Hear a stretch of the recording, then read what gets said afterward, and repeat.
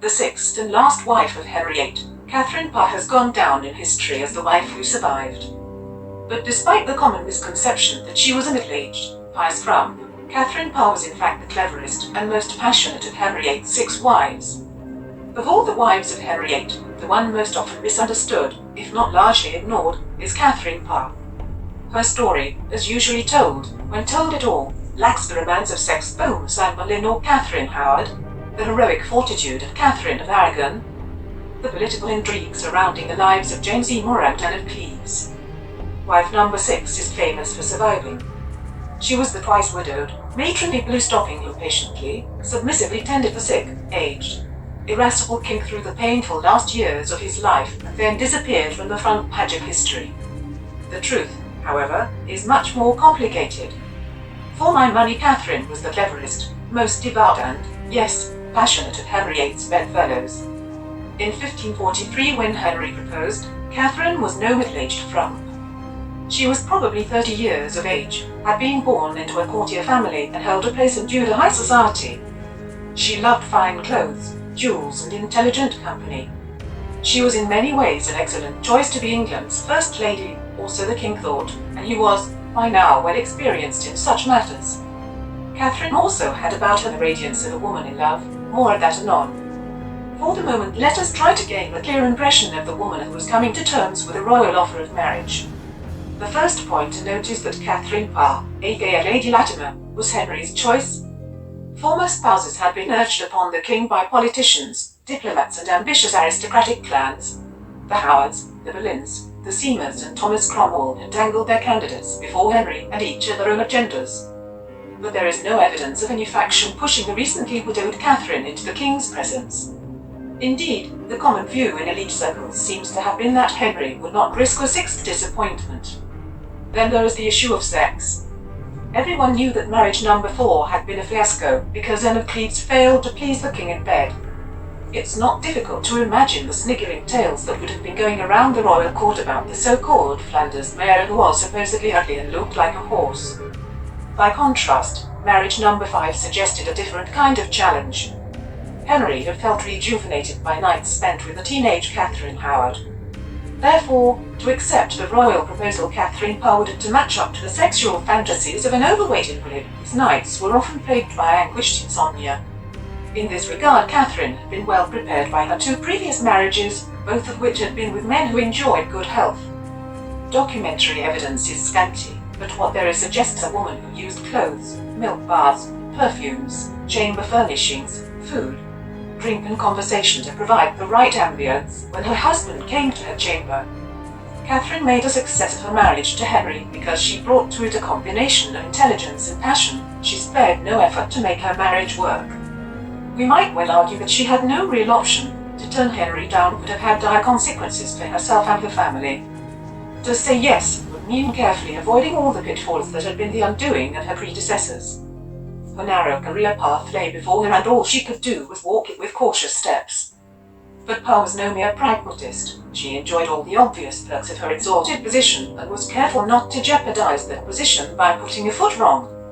We can make this bold assertion because, unique among Henry's wives, Catherine left a volume of letters and extremely personal writings that reveal, in detail, what she thought and believed.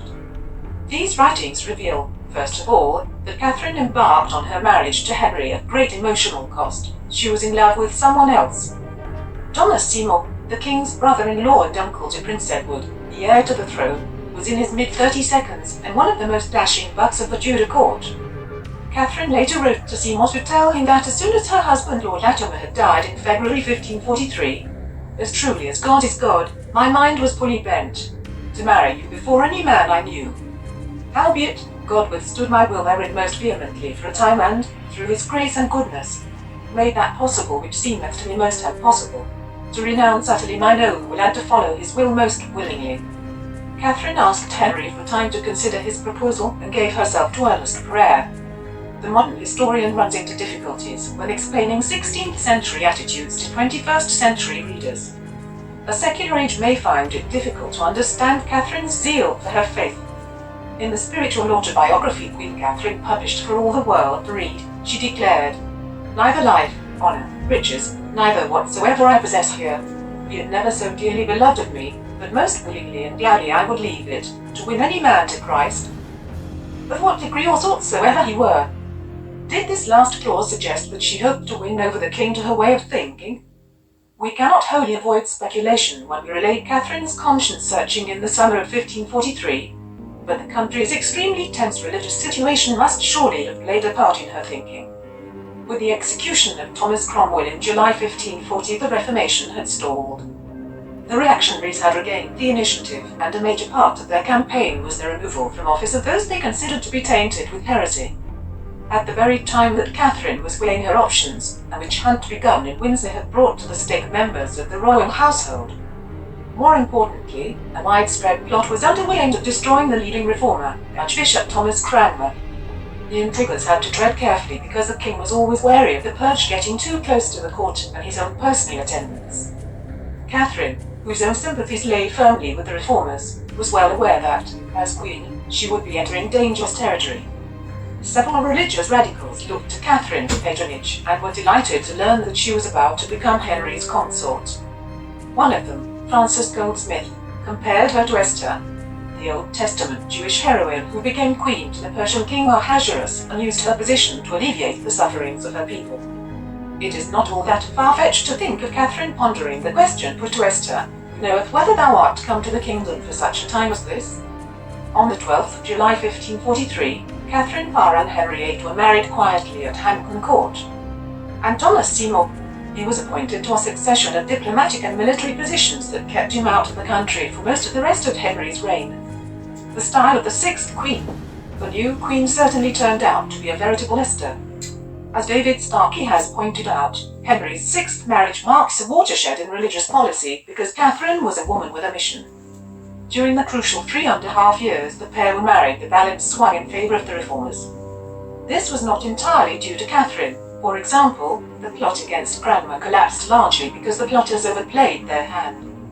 However, without the day-to-day influence of the Queen, it would have been difficult for the evangelicals of court and council led by Thomas Seymour's brother, Edward, Earl of Hertford, to have gained the controlling influence which proved decisive when Henry died in 1547. Broadly speaking, Catherine's contribution rested on two pillars. She proved herself to be an exemplary consort, and she used every means at her disposal to spread the brand of Christianity that, within a few years, would come to be called Protestant. In her relations with the king, Catherine was young enough to interest him sexually and mature enough to perceive and cater to his other needs. Dressing his suppurating sores can't have been pleasant, and diverting his attention from his pain with stimulating conversation must have been mentally taxing. But the Queen went further, notably in reconnecting Henry with his children, whom he rarely saw. Mary, Elizabeth and Edward lived in various royal manors in the home counties. The girls had both been bastardized and were excluded from the court, while Edward, as the sole heir, was kept far away from the plague-ridden capital. Catherine set out to be a means of drawing the royal family together. Within a few months she arranged for Henry's children to pay visits to their father and thus provide him with some semblance of the home life he had never had. Extant letters, written between 1544 and 1547, bear witness to a very warm relationship between the royal children and their stepmother. Whether sending a court musician to perform for Mary or correcting the Latin exercises of Edward and Elizabeth, Catherine took a keen interest in their well-being. The Queen also played a prominent role in state affairs. When Henry was absent on campaign in France between mid-July and late September 1544, he left Catherine to oversee a Regency Council headed by Cranmer. She attended assiduously to her duties, meeting daily with her advisers. And her loyal support for the military adventure was not confined to administrative activities in camera. A remarkable, recently discovered religious anthem by the leading composer Thomas Tallis was written for a service at St. Paul's aimed at uniting the nation behind the invasion. The words were written by Queen Catherine. None of Henry's wives played a more prominent and constructive role in the affairs of court and kingdom than wife number 6. Catherine's contributions to the spread of her faith was well in excess of that of her predecessors.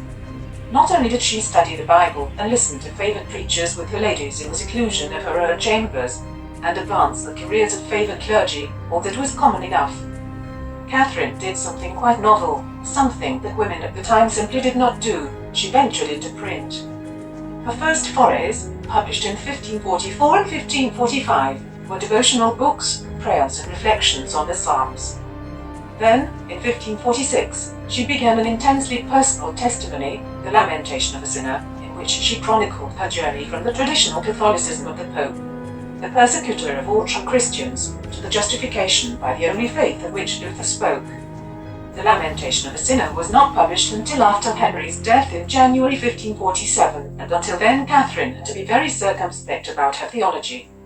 There was a time in the summer of 1546 when Catherine came within a whisper of being executed for her faith. Bishop Gardiner and his associates were growing increasingly anxious as the end of Henry's reign drew nigh. Henry was a semi-invalid in constant pain from the festering sores on his legs, and was only able to move with the aid of servants. Everyone knew what no one dared say, that the king's days were numbered. Leading councillors and courtiers were discreetly making plans for the accession of a minor. If the prince's uncle, Edward Seymour, grabbed the reins of power, England would be carried farther along the road of religious reform. Gardiner and his conservative associates needed to prevent that at all costs. Thus a campaign was launched against the Queen using a formula that had been well tried in the past. They brought to trial a notoriously outspoken heretic with court connections by the name of Anne Askew, subjected her to fierce and unprecedented torture, and promised that her sufferings would end if she would but name members of the royal court who shared her heretical beliefs. Had they succeeded, Henry would probably have sanctioned a thorough search of Catherine's quarters, which might have revealed copies of William Tyndale's English New Testament and other banned books.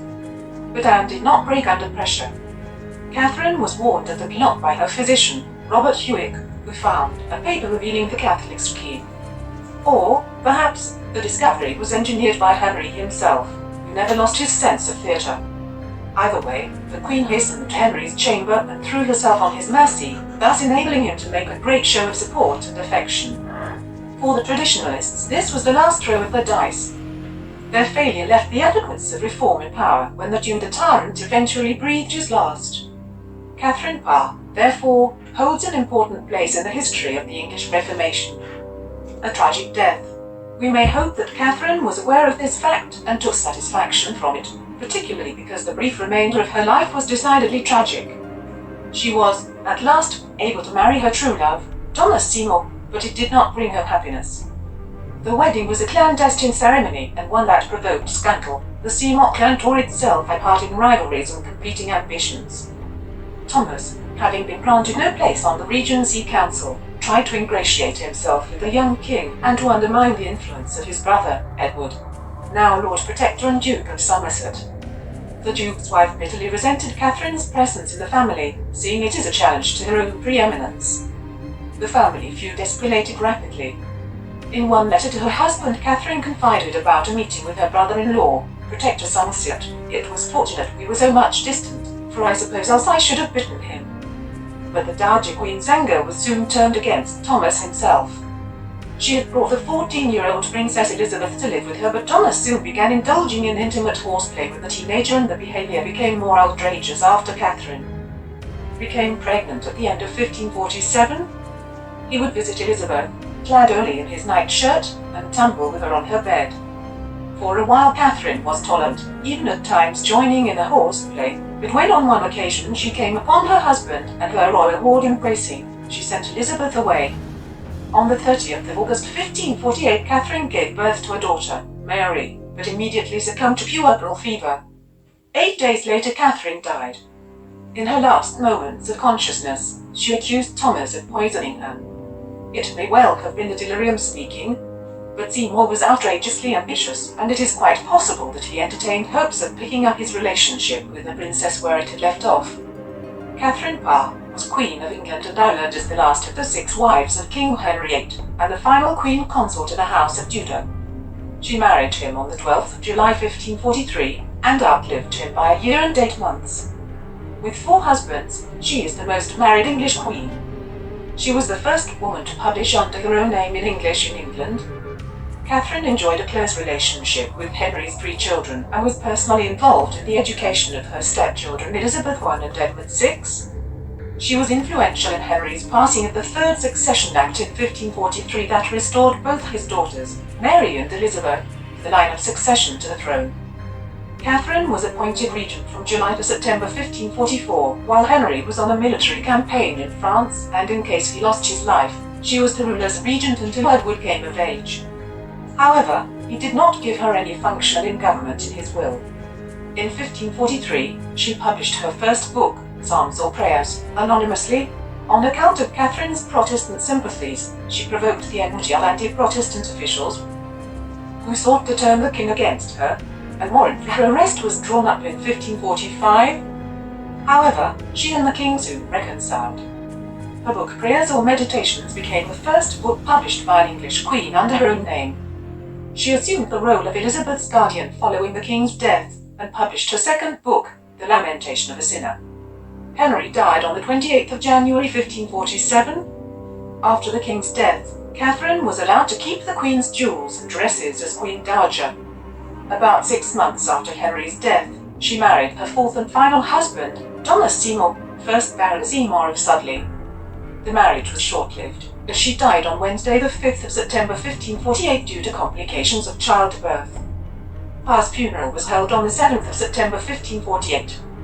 Parr's funeral was the first Protestant funeral in England, Scotland or Ireland to be held in English. Commentaries.